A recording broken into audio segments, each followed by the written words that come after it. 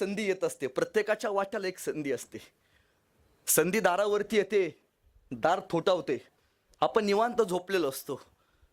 पण तुम्हाला माहिती आहे, प्रत्येकाच्या आयुष्यात संधी एकदा येत नाही. प्रत्येकाच्या आयुष्यात संधी फार वेळा येते. संधी येते, दरवाजा वाजवते वाजवते, आपण झोपलेला असतो, दरवाजा उघडत नाही, संधी निघून जाते. काही दिवसानं संधी परत येते, परत दरवाजा वाजवते, आपण झोपलेला असतो, संधीचा दरवाजा उघडत नाही, संधी निघून जाते. परत संधी येते, दरवाजा वाजवते, आपण झोपलेलो असतो, दरवाजा उघडत नाही, संधी निघून जाते. आणि आयुष्यातनं एकदा संधी निघून गेली की ती संधी परत आयुष्यात येत नाही.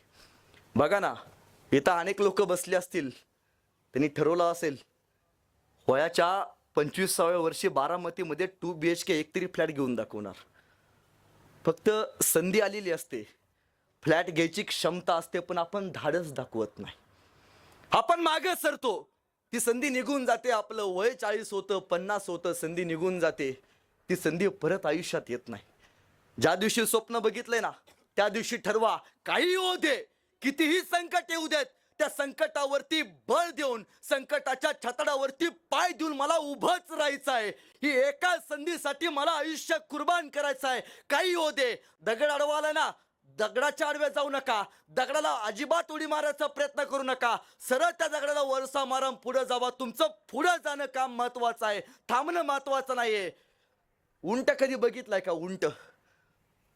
एक व्यक्ती होता आणि त्याने विचारलं माणसाला एका की बाबा, मला आयुष्यात फार त्रास आहे, काय करायचं बाबा? फार कंटाळून गेलो आयुष्याला, रोज नवीन काहीतरी संकट, रोज नवीन काहीतरी संकट, रोज नवीन काहीतरी संकट. त्या वर्षी एखाद्या कंपनीचा मी मालक होईल नाही. एक दिवस असा येतो ज्या दिवशी निर्णय घ्यायचा असतो, डू ऑर डाय रेड असते. जिंकला तर राजा आणि हरला तर भिकारी.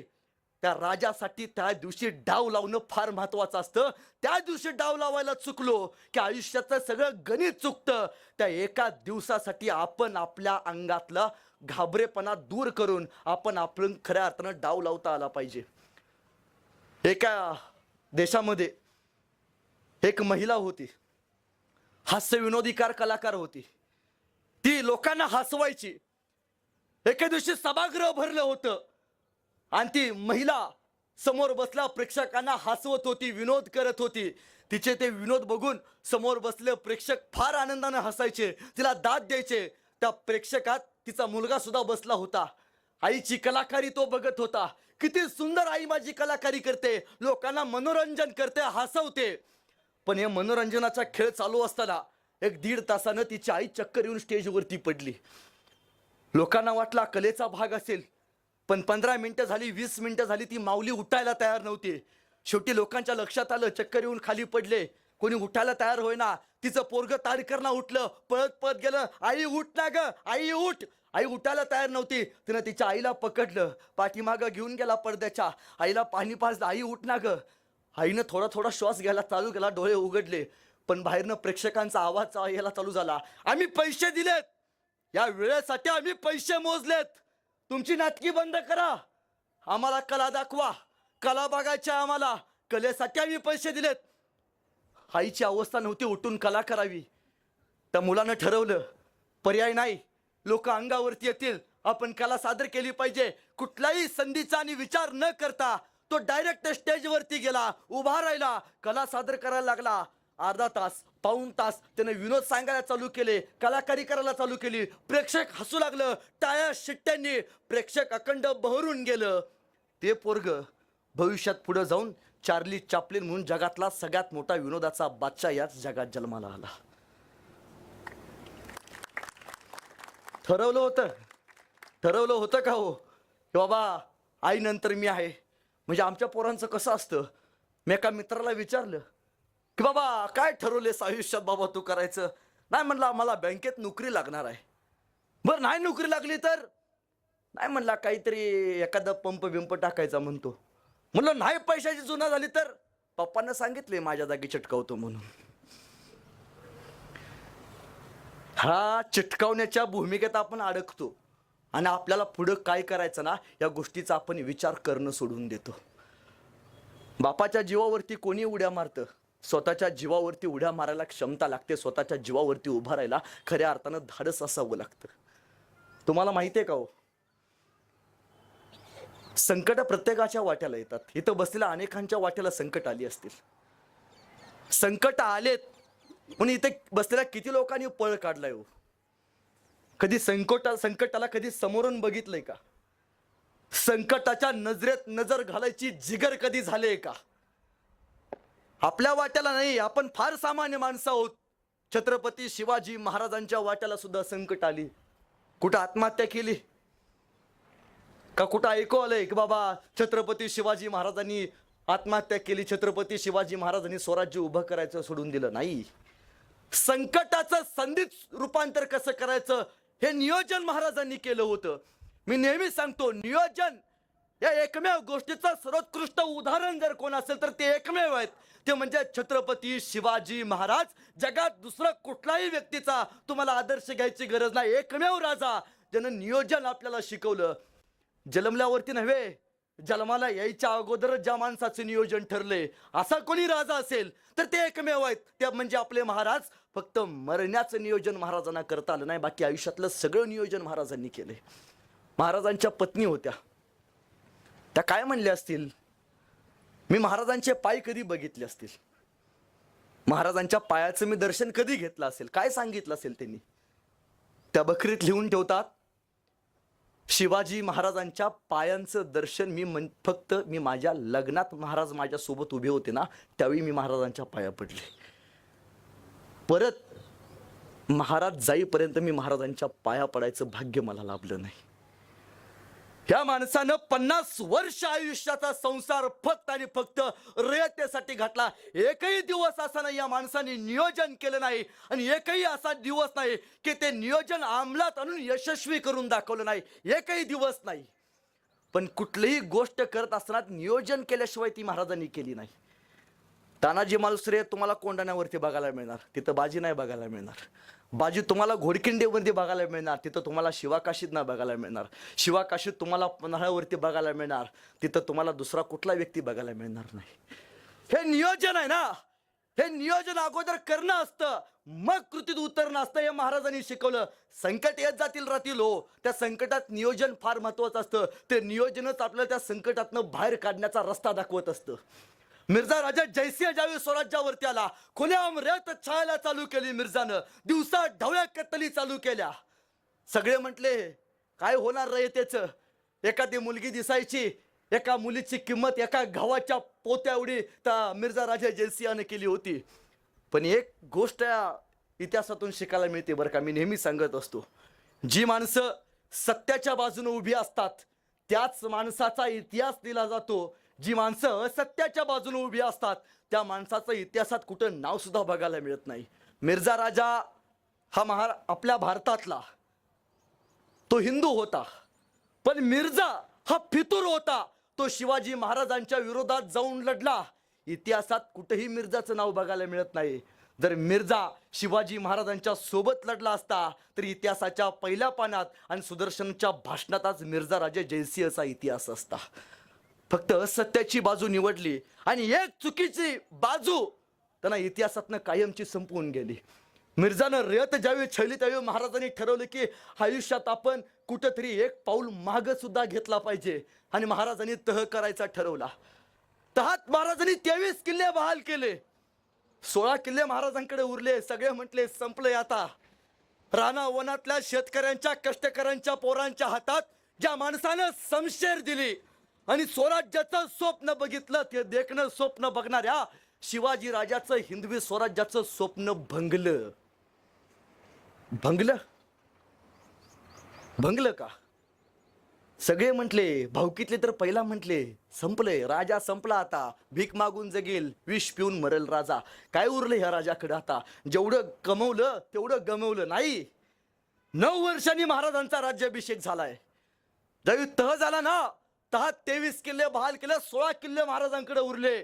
9 वर्षांनी महाराजांचा राज्याभिषेक सोहळा संपन्न झाला. राज्याभिषेक शके नोंद आहे. महाराजांकडे 365 किल्ल्यांचं साम्राज्य आहे. 365. 9 9 वर्षात हा माणूस फक्त दिवसातनं 3 तास झोपलाय, फक्त 3 तास. ध्येय एकच, जेवढी आयुष्यात गमावलेत ना संपत्ती, त्याच्यात दुप्पट कमवून दाखवेन आणि भगवा आकाशात फडकवून दाखवेन. फक्त नियोजनाच्या जोरावरती 9 वर्षात 365 किल्ले साम्राज्य उभं करायचं धाडस एक राजा बघतो.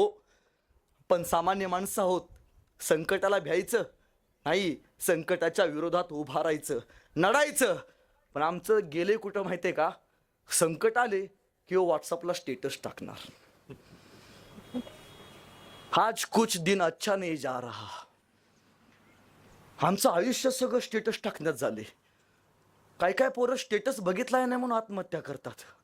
आत्महत्याचं कारण काय, स्टेटस बघितला नाही म्हणून आत्महत्या. स्टेटस काय टाकतो, भारताचे पंतप्रधान नरेंद्र मोदी तुम्हाला वाढदिवसाच्या हार्दिक शुभेच्छा.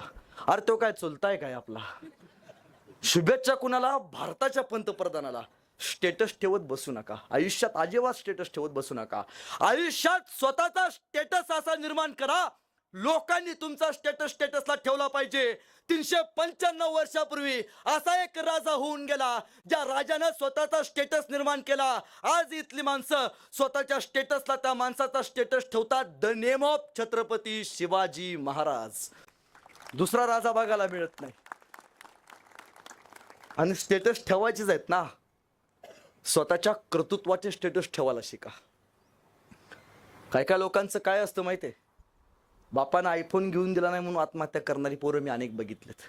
बापाच्या खांद्यावरनं पोरांची प्रेत जाताना मी बघितलेत. कारण काय, आयफोन घेऊन दिला नाही मग आत्महत्या. आयफोन घ्या, इथं बसलेले प्रत्येक जण रेडमी नोकिया बंद करा. आता मालक आपला सॅमसंग वापरतो ना, आपण सॅमसंग Z+ वापरला पाहिजे. आपण कायम अपडेट राहिलं पाहिजे. मालकाच्या सोबत मालक जो मोबाईल वापरतो ना तो आपण वापरला पाहिजे, तसं आपण जगलं पाहिजे. तेव्हा आपलं स्टँडर्ड लिव्हिंग सुधारणार आहे. मोबाईल घ्या, आयुष्यात 1.5 लाखाच्या खाली एकही मोबाईल घ्यायचा नाही बरं का. तुमचा भाऊ म्हणून सांगतो, कान देऊन ऐका. 1.5 लाखाच्या खाली एकही मोबाईल घ्यायचा नाही. गरीबाला या जगात किंमत नाही, श्रीमंतासारखं वागायचं. 1.5 लाखाच्या खाली एकही मोबाईल घ्यायचा नाही. आयुष्यात रेमंड शिवाय कपडे घालायचे नाहीत. आयुष्यात बाटा शिवाय बूट घालायचं नाही. आयुष्यात टायटन शिवाय घड्याळ घालायचं नाही. बुलेट शिवाय फिरायचं नाही. जी काय आयुष्य करायची आहे ती सगळी करायची याच जगात करायची. तारुण्य परत येत नाही. जी काय आयुष्य करायची ती याच जगात करायची. पण जी काय आयुष्य करायची आहे ती फक्त आणि फक्त स्वतःच्या जीवावरती करायची. त्याला राजा म्हणतात. दुसऱ्याच्या जीवावरती कोणी साम्राज्य उभा करतं, स्वतःच्या जीवावरती साम्राज्य उभा करायला अंगामध्ये जिगर असावी लागते. आणि औरंगजेबानं महाराजांना एक पत्र पाठवलं, शिवाजीराजे माझ्या 50व्या वाढदिवसाला तुम्ही मला भेटायला आग्र्याला या. खरं तर संधीचं सोनं कसं करायचं, उत्तराला प्रत्युत्तर कसं द्यायचं हे इतिहास शिकवतो आपल्याला. ते इतिहासाने शिकवलेल्या गोष्टी आपण लक्षात घेतल्या पाहिजेत. औरंगजेबाचा वाढदिवस, त्या बेनाचा सुद्धा हॅपी बर्थडे. महाराज निघाले, एसटी नव्हती, हाफ तिकीट नव्हतं, लाडकी बहीण योजना नव्हती, घोड्यावरनं जायला लागायचं. महाराष्ट्र आग्रा एसटीनं जायचं म्हणला तर 1.5 दिवस लागतो. महाराज घोड्यावरती बसून गेले, जायला 1.5 महिने लागले. जाताना बाप लेक वाटेत काहीतरी बोलले असतील, की काहीतरी म्हणले असतील. काय म्हणले असतील शिवाजी महाराज संभाजी महाराजांना, जाऊ दे पुढच्या महिन्यात एखादी मारुती सुझुकी घेऊन टाकू, का बारामतीला एखादा 2 BHK घेऊन ठेवतो येसुबाई निवांत राहा. नाही सांगितलं. सांगितलंय का बापानं आपल्या पोराला? काय सांगितलं? इथं अनेक बाप असतील, आपल्या पोराला स्वाभिमानानं सांगा, शंभूराजे आतापर्यंत संकट तुमच्या छातड्यावरती वार करणार नव्हतं, पाठीवरती वार करणार होतं. शंभूराजे इथून पुढे संकट तुमच्या छातड्यावरती वार करणार असणार आहे. छाती भक्कम ठेवा. हे का बापानं आपल्या पोराला सांगितले. आणि दुसरी गोष्ट सांगितले, शंभूराजे कुठलीही गोष्ट करा पण स्वाभिमान विसरून, स्वाभिमान गमावून आयुष्यात जगणं पसंत करू नका. स्वाभिमानाशिवाय जगणं म्हणजे माणसाची माणुसकी गेल्यासारखी असते. स्वाभिमानाचं जगणं हे माणसाला खऱ्या अर्थानं माणसात ठेवतं. स्वाभिमानानं जगायला शिका. आणि 9 वर्षाचं वय होतं संभाजी महाराजांचं. 9 वर्षाच्या पोरला घेऊन शिवाजीराजे औरंगजेबाच्या दरबारात गेले. औरंगजेबानं जरी चाल टाकली, महाराजांना मागच्या रांगेत उभा केलं. सह्याद्री खवळला अरे ज्यांना मी पराभूत केलं त्यांच्या पाठीमागे मला उभा केलं आणि महाराजांनी औरंगजेबाचा दरबार टाकला आणि महाराज निघून गेले. आतापर्यंत आलमगीर औरंगजेब ह्याचा जगात कुणी असा अपमान केला नव्हता. अखंड हिंदुस्थानात फक्त एकाच राजानं केला, छत्रपती शिवाजी महाराज. इथपर्यंत आपल्याला सगळ्याला माहिती असेल. पण याच्या पलीकडं तेव्हापासून शिवाजीराजे स्वाभिमानासाठी औरंगजेबाच्या दरबारात कधी गेले नाहीत, कधीच गेले नाहीत. आपल्या समोरचा माणूस किती मोठा असू द्या, किती मोठा बादशाह असू द्या, स्वाभिमानाला जर धक्का लागला तर समोरच्याचा बाजार उठवल्याशिवाय शांत बसायचं नाही. छत्रपती शिवरायांचं चरित्र आपल्याला शिकवते. तेव्हापासून 9 वर्षाचे शंभूराजे कान नाही का औरंगजेबाच्या दरबारात येत जात असत. एके दिवशी औरंगजेबाला वाटलं शंभूराजाची चेष्टा करावी, म्हणून औरंगजेबानं शंभूराजांना एक प्रश्न विचारला. काय विचारतोय औरंगजेब? त्या औरंगजेबाचा एक हत्ती होता. शंभूराजे त्या हत्तीला घ्यायचे सगळ्या गल्लीतनं फिरायचे.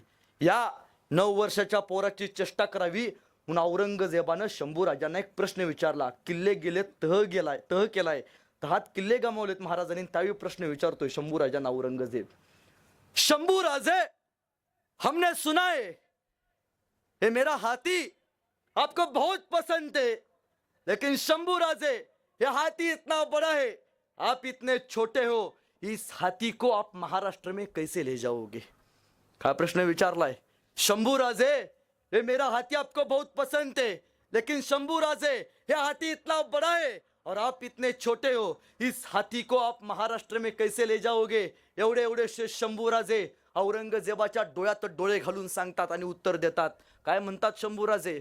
औरंगजेब, ये तो जानवर है, बैठ कर जाएंगे, नहीं आया तो खींच कर ले जाएंगे. लेकिन औरंगजेब, हमारे आबा साहब ने जो आपको किले दिए वो भी महाराष्ट्र में, उन्हें आप आगरा कैसे ले आओगे? बाणेदारपणे समय सूचकता दाखवणं काय असतं, बाणेदारपणे खऱ्या अर्थानं उत्तराला प्रत्युत्तर देणं काय असतं आणि त्यावेळी धाडसानं निर्णय घेणं काय असतं, इतिहास आपल्याला शिकवतो. एक निर्णय इतिहासात तुमचं नाव करू शकतो, फक्त निर्णय घ्यायला शिका. अजिबात कोणाची वाट बघू नका. हा मित्र सोबत येईल, माझे वडील मला असे म्हणले, माझी आई मला फंड काढून देईल, माझी आई मला एखादी पावती मोडून देईल, नाही, या विश्वासावरती बसू नका. जे काय करायचं ना, रुपयापासून 100 पर्यंत आपल्याला कमवायचं आहे, आपल्याला करायचं आहे आणि आपल्यालाच आपलं नाव मोठं करायचं आहे. स्वतःसाठी आपल्याला संकटाला भिडता